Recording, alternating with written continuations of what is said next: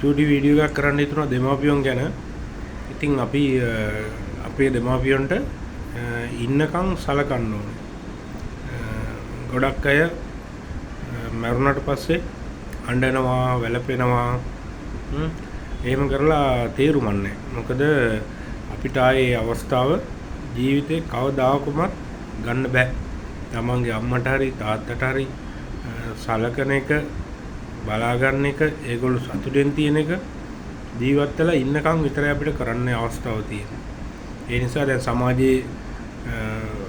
සමාජ විරෝධී වැඩ කරාම යම් කිසි කෙනෙක් ඒකෙන් විඳවනවා අපේ දෙමාපියෝ. ඒ නිසා මේ තමන් සමාජයේ යහපත් පුරවැසියෙක් වෙන්න තමන්ගේ අම්මට තාත්තට තමන් ගැන සතුටු වෙන්න පුළුවන් දේවල් ටික කරන්න.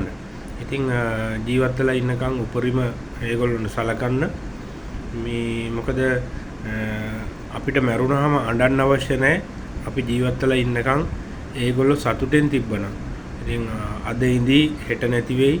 ඉතින් කොහොම වුණත් අපි ඒගොල්ලොන්ට අද කරන්න ඕන දේ අද කරන්න ඕන. දැන් අද කාලේ මහලු මඩම් වැඩි වෙලා තියෙනවා. ඉතින් ඒවට යන පිරිස වැඩි වෙලා තියෙනවා.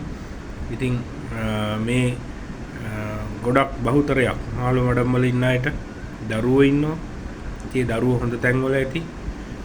නමුත් ලේකිරි කරපෝපු දසමාසයක් කුසිය දරන් හිටපු අම්මා මහලු මඩවේ දුක් විඳිනවා.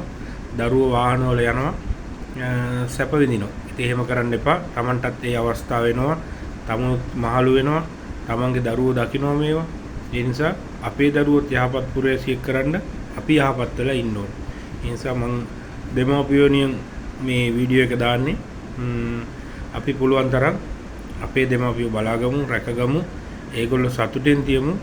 අපිට පුළුවන් දේ අද කරමු. අපිට පුළුවන් විදියට දෙමාපියෝ අද සතුටෙන් තිබ්බොත් එයාලා තව දවසක් හරි වැඩිපුර ජීවත් වෙයි. ඉතින් අපිට ජීවිතේ පසුතැවෙන්න වෙනවා. අපිට කරගන්න බැරි දේවල් නැවත ඒගොල්ලෝ මිය ගියාට පස්සේ අපිට කවදාවත් කරන්න හම්බෙන්නේ නැහැ. ඉතින් මගේ තප්පච්චි නැහැ. ඉතින් මට දැන් හිතෙනවා එයා අද මගෙත් එක්ක හිටියනම් මට තවත් වැඩියෙන් සලකන්න තිබ්බා කියලා. ඉතින් ඒ හින්දා මට මේ අවස්ථාවයි කවදාවත් උදා වෙන්නේ නැහැ. ඉතින් මට ඉන්නේ අම්මා. මම එයාට පුළුවන් විදිහට උපරිම සලකනවා. එයා සතුටෙන් තියන්න උත්සාහ කරනවා.